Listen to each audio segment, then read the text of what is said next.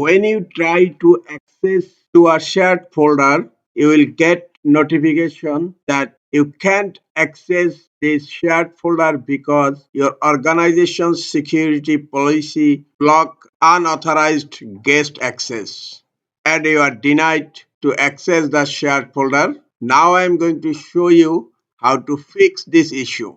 Go to search. In search type gpedit. Now click on edit group policy.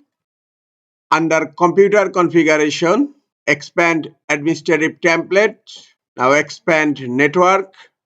And here you will find LanmanWorkstation. Click on LanmanWorkstation and you will find here a setting, enable insecure guest logons. Right click on the setting and click on edit, then select enabled, then click on apply and click on OK. Close group policy editor, right click on start menu, click on run. In run type gp update/force. Now click on OK. The group policy is updating and update finished. Hope this will fix your issue. Now I'm going to check and try to browse the shared folder.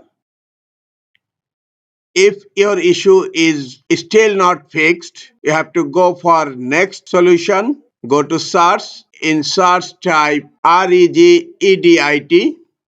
Right click on Registry Editor. Click on Run as Administrator.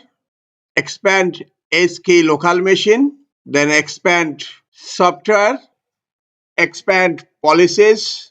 Then expand Microsoft. Now expand Windows. And then click on LanmanWorkstation. Right click on empty area. Go to new. And then click on DWORD 32-bit value.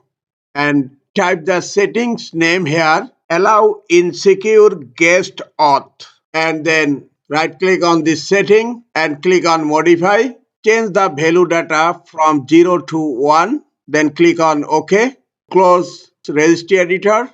And you need to restart your computer to apply the registry setting changes. Click on Start menu. Click on Power. And then click on Restart. After restarting your computer, hope your problem has been solved and you can get access to the shared folder successfully. That's it.